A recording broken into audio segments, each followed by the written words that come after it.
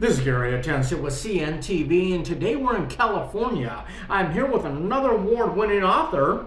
This career broadcaster and writer is currently an editor and writer with KNX, the only all-news radio station in Los Angeles. I'm joined here with Jerry. Thanks so much for joining us here today.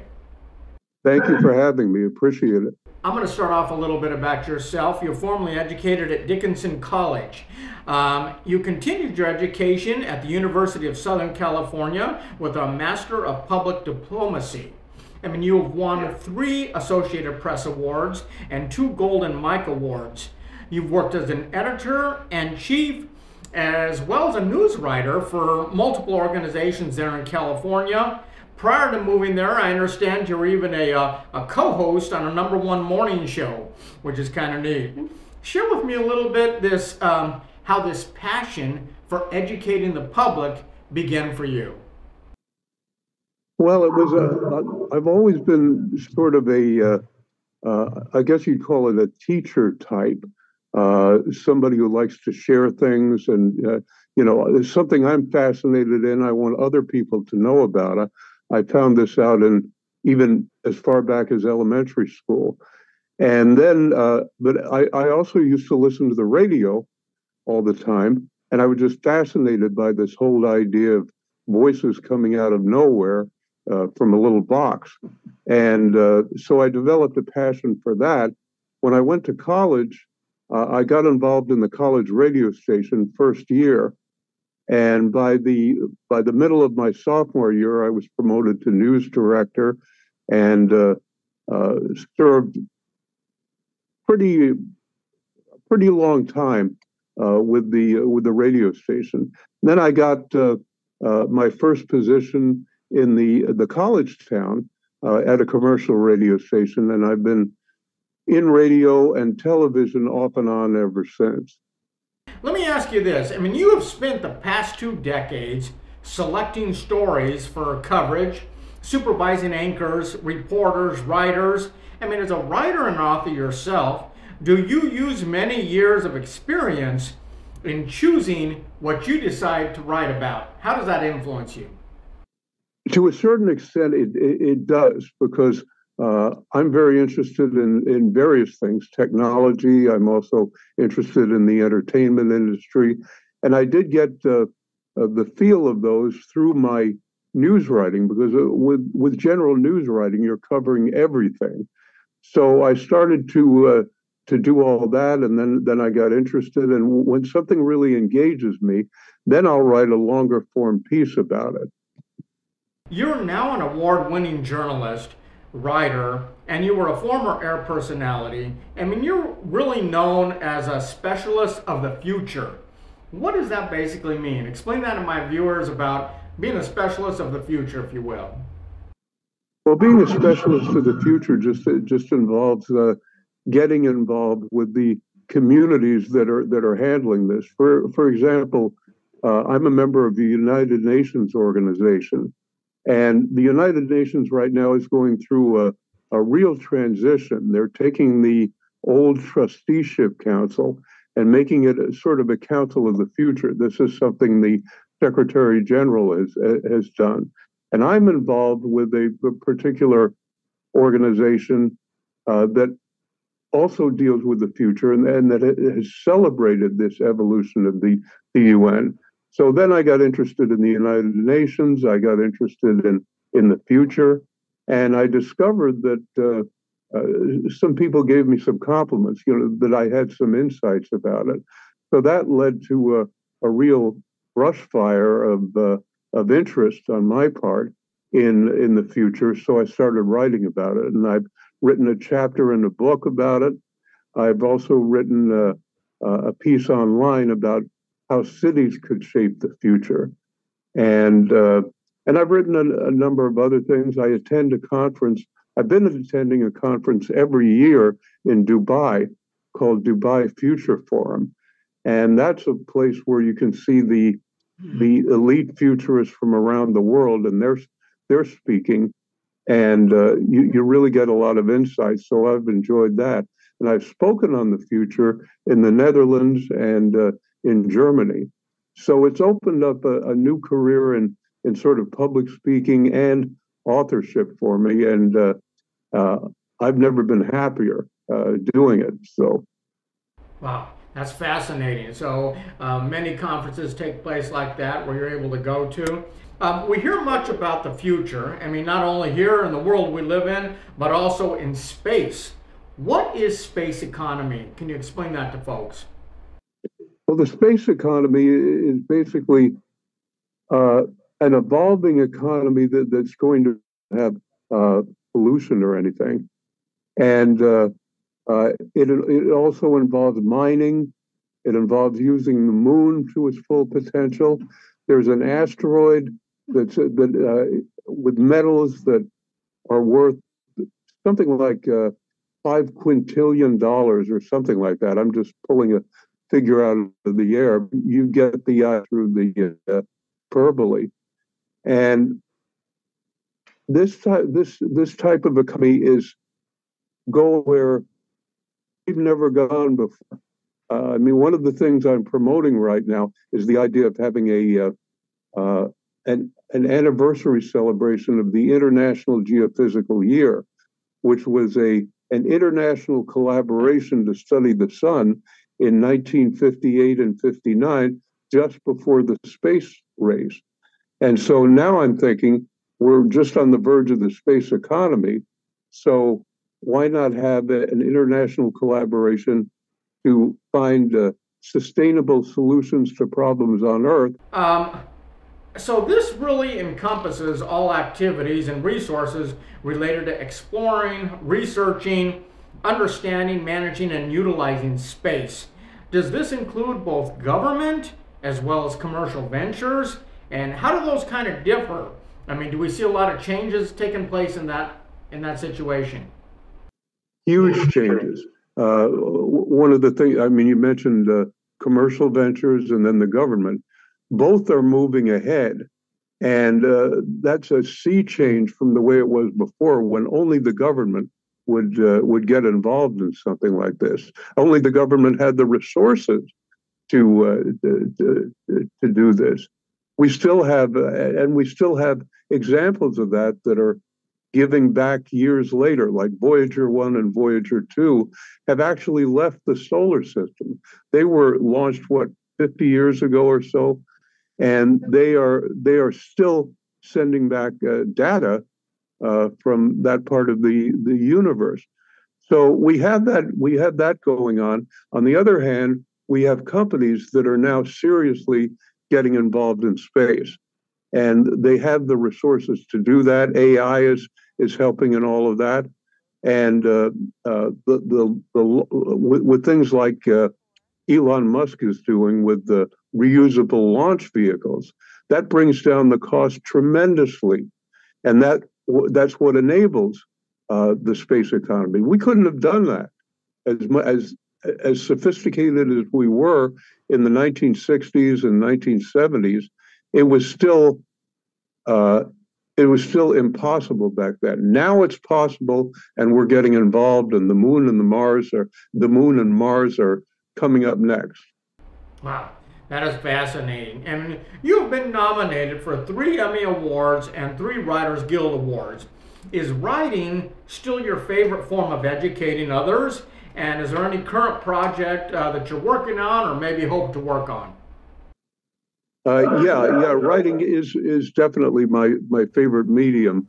I enjoy nonfiction writing primarily, because the type of writing I do is mostly persuasive and sort of taking a stand or moving ahead with that kind of thing, as opposed to telling a story in fiction form. So I do a lot of that, and writing just gives me complete joy, because I love to write descriptions. I love to write predictions of what's coming up next. And whenever I do it, I just feel just totally energized, and it's really incredible. That is very incredible. I mean, one event that we all lived through that will definitely shape our future was the pandemic of 2020. Does your book, The Pandemic and the Medical Enlightenment, The View from 2035, does that reveal possible scenarios we all could maybe face? Can you kind of explain what the readers might find in that book? Well, that book was it's sort of a collection of essays, but the thrust of the book is we have to prepare for the future. I mean, this wasn't going to be the last pandemic we ever face, and we have to prepare for it. But it's also a celebration of a bit of a miracle, the fact that we just moved ahead together and got these vaccines that are so incredibly important now and that have saved millions of lives. But I take it beyond that in the book. I go into areas like genetic prediction and the fact that, or I think the fact is going to be is that at birth, our entire genome will be assessed and we'll be able to do predictive medicine and say, okay, he's 40 years old. He needs this now because he has a predilection toward congestive heart failure or something like that. And we'll know that in advance. And that's one of the amazing things about AI, because it's a very predictive tool. But not only in that area, a lot of things are going to change. For example, vaccine distribution could eventually be done by 3D printing, rather. And 3D printing could send vaccines to the most remote parts of the world and make them available. And it may sound improbable because a lot of 3D printing is done with plastics and things like that, but it's actually becoming possible by using a protein substrate to do it. So it'll be interesting to see what happens. Wow. So we're not only dealing with the aftershocks, but there's also opportunities that basically we learned, and definitely some scenarios that we can predict in the future. When it comes to our future, I mean, we all must do our part. How does your writing, how cities can shape the future and policy options, help us understand that really the laws today really do affect our tomorrow? Well, it's funny. I think the predictive aspect is key because we're already learning how to develop drugs out of using predictive AI and things like that. I think the predictive aspect is going to be incredibly important going forward. One thing I talk about in the book is the fact that in terms of the economy, we're going to move from a sort of a sale and purchase economy into a design and lease economy. By that I mean eventually, again through 3D printing, you'll be able to go down to an automobile dealership, and let's say you want to buy an electric car or whatever technology is available at that point. But you want it to look like a 1969 Dodge Daytona, which was a big gas guzzler, but it was one of those huge fin cars that reflected the prosperity of the 50s. You can get that look and the electric, the sustainable part of the car's operation simply by downloading the car or 3D printing the car and then licensing the design of the 69 Dodge Daytona from whoever owns it at that point, and then put that as the chassis on the vehicle. So that's what I see happening. The smaller things could be made at home. So you might get an Amazon that just empowers your 3D printer to print whatever it is, and then it can do it instantly. And you won't even have to use drones for that or for delivery or wait until Sunday between 4 and 8 or whatever.